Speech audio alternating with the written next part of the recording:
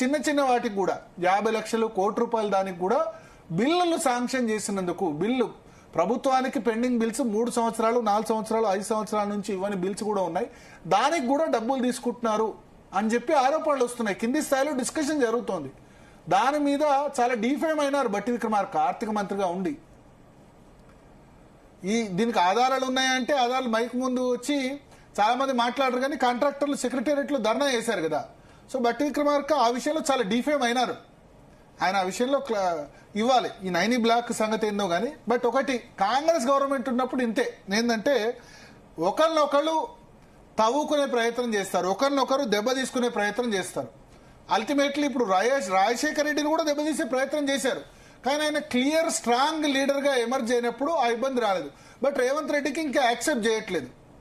అయితే రేవంత్ రెడ్డి ఇప్పుడు నా మంత్రివర్గ సహచరుల మీద మీరు ఆరోపణ చేస్తారా అని చెప్పినప్పుడు, మీ మంత్రివర్గ సహచరులు మీరు తిట్టారు కేబినెట్ మీటింగ్లో నా పత్రిక రాసినప్పుడు రేవంత్ రెడ్డి ఎందుకు ఖండించలేదు? ఆంధ్రవతి కథనాన్ని 3 నెలల క్రితం నేను ఉత్తమ్ కుమార్ రెడ్డిని తిట్టాను, బట్టిని తిట్టాను అని చెప్పినప్పుడు రేవంత్ రెడ్డి దాన్ని ఖండించాలి కదా. ఉత్తమ్ కుమార్ రెడ్డి నాతోనే అన్నారు, మాకు రేవంత్ రెడ్డి క్లాస్ తీసుకుంటారా, మాకు క్లాస్ తీసుకుంటారని మీరు ఎందుకు రాశారంటే నేను అన్నాను, మేము రాయలేదండి, అది మేము క్యారీ చేయలేదు, క్యారీ చేసిన సంస్థను అడగండి అని చెప్పాను. ఆగ్రహం వ్యక్తం చేశారు ఉత్తమ్ కుమార్ రెడ్డి. మా మీద రాసేంత దమ్ముంది, మమ్మల్ని అంటాడా రేవంత్ రెడ్డి అని చెప్పి. సో ఇట్లా ఇష్యూస్ ఇవన్నీ కూడా కాంగ్రెస్, ఇప్పుడు మున్సిపల్ ఎలక్షన్స్ ఉన్నాయి, కాంగ్రెస్ పార్టీకి డ్యామేజింగ్ కాదా? ఇంకొకటి, నిజంగా ఒకవేళ కోమటిరెడ్డి వెంకటరెడ్డిని ఈ కాంట్రాక్ట్ గురించి గనక వార్త రాసుంటే మాత్రం అది చాలా తప్పు. ఆ విధంగా నేనేమంటానంటే, దీనిలో అల్టిమేట్గా పాపం దొంతు రమేష్ని కింది స్థాయి వాళ్ళని అరెస్ట్ చేశారు. దొంతు రమేష్నో లేకపోతే ఇంకా మన సుధీర్ని, వాళ్ళిద్దరిని అరెస్ట్ చేశారు. ఛానల్ మేనేజ్మెంటు, లేకపోతే నేను ఇప్పుడు చీఫ్ ఎడిటర్గా ఉన్నాను, సునీత నేను చీఫ్ ఎడిటర్గా ఉన్నాను. ఇప్పుడు ఇటువంటి వార్తా కథనాలు రావాలంటే, ఇంత పెద్ద వార్తా కథనాలు రావాలంటే మామూలు జర్నలిస్టులు ఎవరో చేస్తే జరగదు, అది పై స్థాయిలోనో జరగాలి. ఎన్టీవీ వార్తా కథనం నాకు తెలిసి పైనుంచి వచ్చి ఉండాలి, సిఇఓనో చైర్మన్ లెవెల్లో ఆదేశాలు వస్తూనే జరగాలి. కింది స్థాయి నుంచి ఆ విధంగా డిసిజన్ అటువంటిది తీసుకోరు. కొన్నిసార్లు మాకు తెలియకుండా కూడా జరుగుతాయి తప్పులు, జరిగినప్పుడు వెంటనే తీసేయమని కూడా చెప్తాం. మాకు తెలియకుండా కింది స్థాయిలో కూడా సిబ్బంది ఆఫ్ ది రికార్డ్ లో లాంటి న్యూస్ ఐటమ్స్ లో ఇది పెట్టదగిల్సింది కాదు. అక్కడ ఏమైందంటే ఇట్లా కోమటిరెడ్డి వెంకటరెడ్డి పలానా అవినీతి ఆరోపణ లేకపోతే ఇంకా వేరేదైతే అంత సీరియస్నెస్ అయి ఉండేది కాదు. మహిళా ఐఏఎస్ అధికారి అని చెప్పి ఆ మహిళా ఐఏఎస్ అధికారి ఎవరో కూడా హింట్ ఇచ్చారు. కోమటిరెడ్డి పేరు చెప్పలేదు కానీ నల్గొండ జిల్లాకు సంబంధించిన మంత్రి అన్నారు. ఇక మిగిలింది ఎవరు నల్గొండలో? కోమటిరెడ్డి, ఉత్తమ్ కుమార్ రెడ్డి, ఇద్దరే కదా. సో ఆయన తన శాఖలోకి బదిలీ చేయించుకున్నారని చెప్పారు. ఉత్తమ్ కుమార్ రెడ్డి శాఖలో ఎవరు మహిళా అధికారులు లేరు, వెంకటరెడ్డి శాఖలో మహిళా అధికారులు ఉన్నారు. కలెక్టర్గా పనిచేశారు, తన శాఖలో అధికారిగా కూడా పనిచేశారని చెప్పారు. సో ఇక అది కోమటిరెడ్డి వెంకటరెడ్డి అని అర్థమైపోయింది, ఆ మహిళా అధికారి పేరు కూడా అర్థమైపోయింది. సో అక్కడ ప్రాబ్లం ఏంటంటే, మనం వ్యక్తిగత జీవితాల్లోకి తొంగి చూస్తే చాలా సమస్యలు వస్తాయి. మనం మీడియాగా వ్యక్తుల సినిమా స్టార్లు వేరు, పొలిటీషియన్స్ వేరు. సినిమా స్టార్లు, ఎఫ్ఐఆర్లు అది ఓకే. వ్యక్తుల జీవితాల్లోకి తొంగి చూస్తే గనక చాలా సమస్యలు వస్తాయి. అది కోమటిరెడ్డి వెంకటరెడ్డి అయినా లేకపోతే కేటీఆర్ అయినా సరే. కేటీఆర్ గురించి కూడా చాలా ఒక హీరోయిన్ అంటగడుతూ చాలా మంది సోషల్ మీడియాలో దానిలో కామెంట్ చేస్తున్నారు. తప్పు కదా. కేటీఆర్ కుటుంబంలో ఎంత బాధ అవుతుంది. నిజంగా మీరు వెళ్ళి చూసారా ఏమైనా జరిగిందని ప్రూఫ్ ఉందా? కాంక్రీట్ గా ప్రూఫ్ లేని ఆమె హీరోయిన్ కాబట్టి ఓకే, బట్ అదర్వైజ్ సేమ్ ఇదే ఐఏఎస్ ఐపీఎస్ అధికారం లేకపోతే ఇంకా వేరే ఏదన్నా అయితే గనక డెఫినెట్ గా అది చాలా పెద్ద ఇష్యూ అయి ఉండదు. అది కోమటిరెడ్డి వెంకటరెడ్డి మీద రాసినా, కేటీఆర్ మీద రాసినా, ఎవరి మీద రాసినా తప్పనే నేను అంటాను. It's not correct. ఏదైతే ఆ విధంగా చేయడాన్ని 100% నేను తప్పనే చెప్తాను. సో ఇక్కడ కోమటిరెడ్డి మీద ఆ కథనం ఎందుకు రాశారు ఏంటి, దానికి ఎందుకు మళ్ళీ వాళ్ళు విత్డ్రా చేసుకుని క్షమాపణ చెప్పాల్సింది అనేది పక్కన పెడితే, సరే ఎన్టీవీ ఈ విషయంలో మిస్జడ్జ్మెంట్ కావచ్చు, తప్పు కావచ్చు, బట్ నెక్స్ట్ ఏ మీడియానైనా వ్యక్తుల జీవితాల్లోకి తొంగి చూడడం మొదలు పెడితే కనుక దానికి హద్దు అదుపు అన్నది ఉండదు. కేటీఆర్ మీద ఇస్తే కాంగ్రెస్ వాళ్ళు సంతోషపడచ్చు రేపు, బట్ కాంగ్రెస్ మిమ్మల్ని కూడా రేపు అనొచ్చు కదా, రేపు రేవంత్ రెడ్డినో లేకపోతే వేరే వాళ్ళకు కూడా ఏదో లింక్ కడుతూ రాయొచ్చు కదా. సో రాజకీయ నాయకులు కూడా ఈ విషయంలో ఏకం కావాలి. ఏంటంటే కేటీఆర్ మీద రాస్తే సంతోషం, కోమటిరెడ్డి వెంకటరెడ్డి మీద రాస్తే సంతోషం, ఐఏఎస్ అధికారులు ఏకమైనట్టు రాజకీయ నాయకులు కూడా ఏకం కావాలి. అంటే మీరు అన్నట్లు ఇదంతా పై స్థాయి నుంచి చెప్తేనే వార్త రాశారని అనుకోవచ్చా? ఏది ఇప్పుడు ఇందాక ఏదైతే న్యూస్ ఐటమ్ ఏదైతే పడింది అని చెప్పేసి కోమటిరెడ్డి గురించి పర్టికులర్ గా అని ఇవాళ ఆంధ్రజ్యోతిలో రాశారు. అది చెప్తే ఆంధ్రజ్యోతి మొదలేమనుకున్నారు, మొదలు అనుమానం కోమటిరెడ్డి వెంకటరెడ్డి మీద వార్త వచ్చినప్పుడు సీఎం మీద అందరికి అనుమానం కలిగింది. నమస్తే తెలంగాణ రాసింది, ఇది రాయించింది సీఎంఏ అని చెప్పింది. ఎందుకంటే అది కాంగ్రెస్ పార్టీ ఛానల్, దానికి సన్నిహితమైన ఛానల్, ఇది రాసింది సీఎంఏ అని చెప్పారు.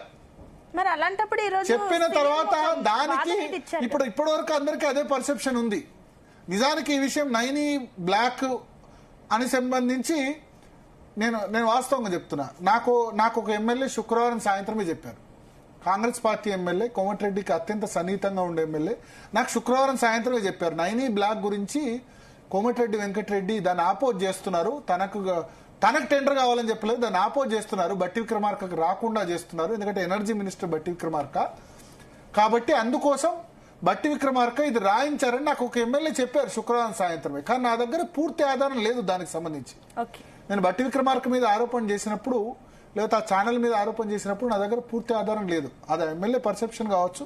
నా దగ్గర ఎటువంటి ఆధారం లేకుండా అటువంటి సెన్సేషన్ కథనం ఇవ్వడం కరెక్ట్ కాదేమో, దీని గురించి ఆలోచించాలని నేను అనుకున్నాను. అంతలో ఇవాళ ఆంధ్రజ్యోతి రాశాను. ఆ ఎమ్మెల్యే శుక్రవారం రాత్రి మాట్లాడి కోమటిరెడ్డి వెంకటరెడ్డికి అత్యంత సన్నిహితమైన ఎమ్మెల్యే ఇదే విషయం నాకు చెప్పారు.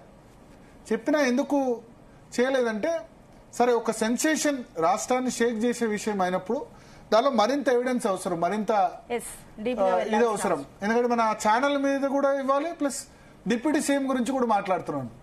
సో దానిలో ఆంధ్రజ్యోతి రాధాకృష్ణ చాలా క్లియర్ గా ఇదే అని చెప్పి రాశారు. ఇది ఎవరి నుంచి వచ్చి ఉంటుంది, ముఖ్యమంత్రి నుంచి వచ్చిందనే అనుకుంటారు. బట్టి విక్రమార్క కూడా అదే విధంగా మాట్లాడారు, నేను రాజశేఖర రెడ్డికి సన్నిహితం కాబట్టి నా మీద రాధాకృష్ణ బురుజు వెళ్తున్నారు అని చెప్పారు. రాజశేఖర రెడ్డి ఎప్పుడు 2009లో చనిపోయినారు బట్టి విక్రమార్క గారు, 16 సంవత్సరాలు అయింది. అప్పుడు రాస్తే కనుక రాజశేఖర రెడ్డి సన్నిహితం అంటే అప్పుడో ఇప్పుడో రాస్తుండే, మీరు మీ డిప్యూటీ సీఎం అయినప్పుడు రాస్తుండే. కానీ ఓపెన్ సీక్రెట్ రేవంత్ రెడ్డి టీడీపీలో ఉన్నాడు కాబట్టి ఆంధ్రజ్యోతి వీళ్ళు సపోర్ట్ రేవంత్ రెడ్డికి ఆంధ్రజ్యోతి దానిగా ఉంది, బట్టి విక్రమార్కకి ఎన్టీవీ దానిగా ఉంది. దానిలో డౌట్ ఏం లేదు, ఇంకా వేరే రెండో క్వశ్చన్ ఏం లేదు. సో ఈ కథనాలు నిజంగానే వీళ్ళు కోల్ బ్లాక్, మరి బట్టి విక్రమార్క మేము ప్రయత్నం చేయలేదు కోల్ బ్లాక్ అని ఆయన ఏం చెప్పలేదు. టెండర్ రద్దు చేస్తున్నట్టు చెప్తున్నారు. మరి టెండర్ ఎందుకు రద్దు చేయడం, ఏం తప్పు జరగకపోతే? సో ఇవన్నీ మళ్ళీ బట్టి విక్రమార్కకే. రెండవది, రేవంత్ రెడ్డి ఇప్పుడు మా మంత్రుల మధ్య చిచ్చు పెట్టొద్దు, మీరు మీడియా లీక్స్ ఇస్తున్నది రేవంత్ రెడ్డి మీరనే అనుకుంటున్నారు. మరి 3 నెలల క్రితం మీరు ఖండించాలి కదా, మీ కేబినెట్ లో కొలీగ్స్ ని తిట్టారు, ఉత్తమ్ కుమార్ రెడ్డిని తిట్టారు, తర్వాత బట్టి విక్రమార్కని తిట్టాను అని చెప్పి వచ్చినప్పుడు, ఇదే ఆంధ్రజ్యోతిలో వచ్చినప్పుడు ఎందుకు నేను తిట్టలేదు మా మంత్రివర్గ సహచరులను, ఎందుకు రేవంత్ రెడ్డి చెప్పలేదు? అప్పుడు ఆయన లీక్ ఆయనే ఇచ్చారు. ఇప్పుడు ఇక పరిస్థితి చేయి దాటిపోతుంది. ఇప్పుడు హైకమాండ్ కంప్లైంట్ చేసిన సిద్ధమైనారు. నిజానికి అప్పుడు బట్టి విక్రమార్క హైకమాండ్ కంప్లైంట్ చేస్తారు, నా మీద ఇది రేవంత్ రెడ్డి రాయించారని చెప్పి కంప్లైంట్ చేసేందుకు అవకాశం ఉంది. కాబట్టి ఆ చేయి జారొద్దన్న ఉద్దేశంతో రేవంత్ రెడ్డి చెప్పారు. కానీ ఏదైనా ఒకటి గుర్తుపెట్టుకోండి, మీలో మీరు ఈ మంత్రులు ముఖ్యమంత్రులు కొట్లాడుకుంటే కాంగ్రెస్ పాలన మీద ప్రజలకు కోపం రాయడం ఖాయం. ఏమనుకుంటారంటే ప్రజలు దొంగలు కలిసి ఊళ్ళు మంచుకున్నారన్న, నేను ఒక మోడు సామెత చెప్తున్నా, ఐఎమ్ నాట్ టెల్లింగ్ వాళ్ళందరూ దొంగలు అనట్లేదు, బట్ ఈ మంత్రులు ఎవరి కౌంటర్లు వాళ్ళు తెచ్చుకున్నారన్న మెసేజ్ పోతుంది కాంగ్రెస్ పార్టీ. మీ ఇష్టం. కాంగ్రెస్ పార్టీ అభిమానులు ఎవరైతే ఉన్నారో ఈ వీడియోను చూస్తున్నారో, ఈ మంత్రుల వల్ల ముఖ్యమంత్రులు ఇట్లా కొట్లాడుకొని ఎవరిది వాళ్ళు టెండర్లు పంచుకుంటున్నారు, పైసలు పంచుకుంటారంటే కేసీఆర్ కుటుంబాన్ని ఎందుకు గద్దెదించింది, వాళ్ళు విపరీతమైన అవినీతి చేస్తున్నారన్న దాని మీదే ఈ విధంగా చేశారు. కాకపోతే అక్కడ ఏంటంటే ఏది చేసినా ఒక ఫ్యామిలీ, ఒకటే కౌంటర్. ఇక్కడేమో ఎవరిది వాళ్ళు పంచుకుంటున్నారు, ఎవరి కౌంటర్ వాళ్ళు తెరిచారు, అని చెప్పి ఇక్కడ బహిరంగంగానే మాట్లాడుకుంటారు. మరి ఇది కాంగ్రెస్ పార్టీకి లాభం చేకూరుస్తుందా నష్టం చేకూరుస్తుందా అన్నది ఆలోచించాలి. కాంగ్రెస్ పార్టీ అమ్మాయిలు ఆలోచించాలి.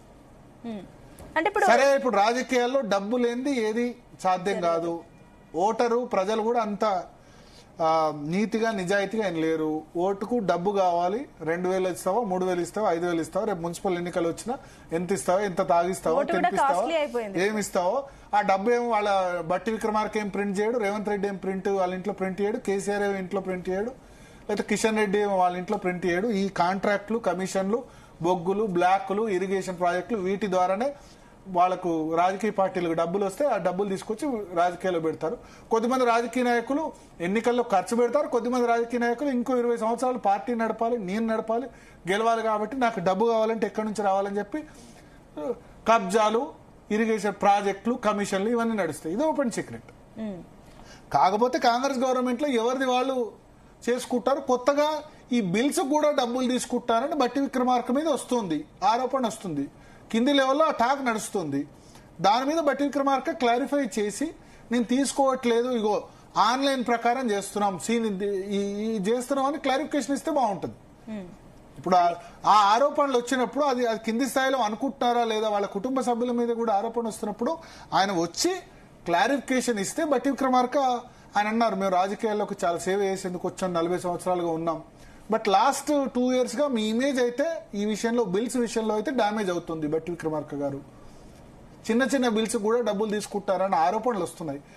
ఆరోపణలు కాంట్రాక్టర్లు ధర్నా చేశారు, ఇది మీ పార్టీ వాళ్ళే చేస్తున్నారు. కాబట్టి దాని మీద క్లారిఫికేషన్ ఇచ్చి, ఇగో ₹1,00,00,000 లోపు బిల్లు ఇన్ని ఇచ్చాం, దీనికి ఏవైతే డబ్బులు ఇవ్వలేదు, ఆ ప్రూఫ్స్ ఇస్తే గనక మీ ఏవైతే ఉంటారో మీ గ్రాఫ్ ఏదైతుందో అది డౌన్ కాకుండా ఉంటుంది.